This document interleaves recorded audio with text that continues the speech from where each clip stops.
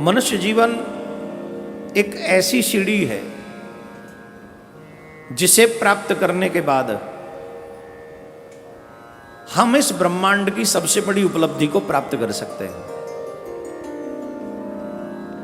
सबसे बड़ी उपलब्धि इस ब्रह्मांड की क्या है? कुबेर का खजाना भी मिल जाए तो ये उपलब्धि नहीं, इंद्र का इंद्रासन भी मिल जाए ये भी उपलब्धि नहीं, तुम्हें ब्रह्मा का पद भी दे दिया जाए ये भी कोई बहुत बड़ी उपलब्धि नहीं, क्योंकि ये तो सब नष्ट होने वाला है। आज नहीं तो कल ये नष्ट होगा ही।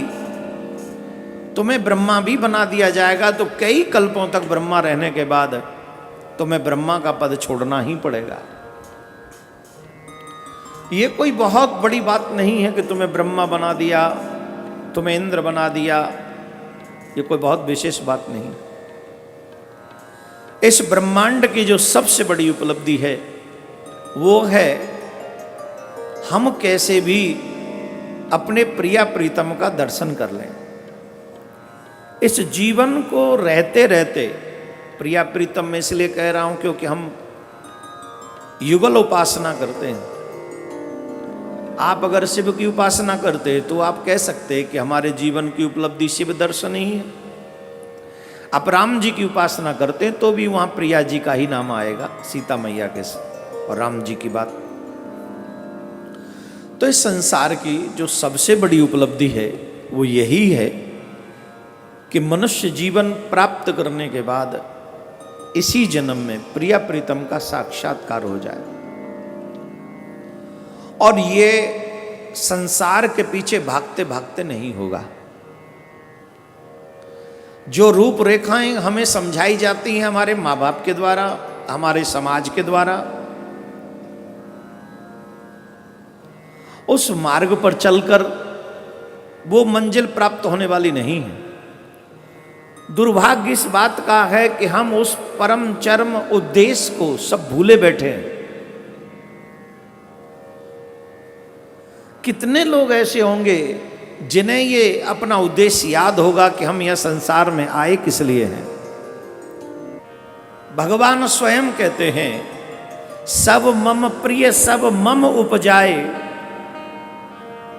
इस संसार में जितना भी तुमको दिख रहा है भगवान कहते हैं सब मेरे बनाए हुए हैं, इन सबको मैंने बनाया है और ये मेरे बनाए हुए हैं इसलिए ये मुझे प्रिय भी हैं। सब मम प्रिय सब मम उपजाए, लेकिन भगवान ने एक स्पेशल कैटेगरी में रखा मनुष्य को। क्या बोले भगवान? सबते अधिक मनुज मोय भाई। सबसे ज्यादा प्रिय मुझे मनुष्य लगता है। भगवान आपको मनुष्य क्यों प्रिय है? बोले मुझे मनुष्य इसलिए प्रिय है ये मुझ तक पहुंच सकता है, इसके पास वो ऑप्शन है, ये मेरे तक पहुंच सकता है और कोई नहीं। अकेला मनुष्य ऐसा है अगर प्रयास करे तो संसार का सबसे दुर्लभ क्षण उसे प्राप्त हो सकता है और संसार का सबसे दुर्लभ क्षण है प्रिया प्रीतम का दर्शन, उनके चरणों का दर्शन। ये सबसे बड़ा दुर्लभ पल है। लेकिन अगर ये मनुष्य जीवन पाने के बाद ऐसा न कर पाए तो फिर मनुष्य में और पशु में कोई अंतर नहीं, फिर कोई भेद नहीं मनुष्य में और पशु में।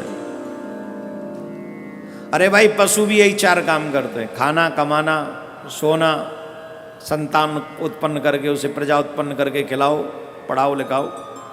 और तुम पे तो फिर भी स्कूल का बिल है, पशुओं पे तो कोई बिल नहीं आता, ना बिजली का बिल ना स्कूल का bill, free of cost everything.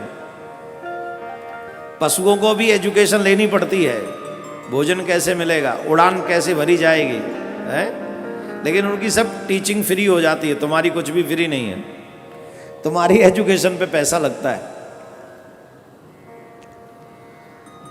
तो चार काम वही करते हैं। चार काम अगर हम भी करने में ही अपना जीवन निकाल दें तो व्यर्थ है। इसीलिए मनुष्य को जीवन में सत्संग करना चाहिए, क्योंकि सत्संग हमें सही प्रेरणा देता है। सत्संग हमारे जीवन के उद्देश्य को याद कराता रहता है। Don't forget your aim, your goal, आपका लक्ष्य, उसे भूलो मत, उसे याद रखो। You always remember what is your goal, what is your aim. If you forget your aim, it means you are lost your beautiful human life.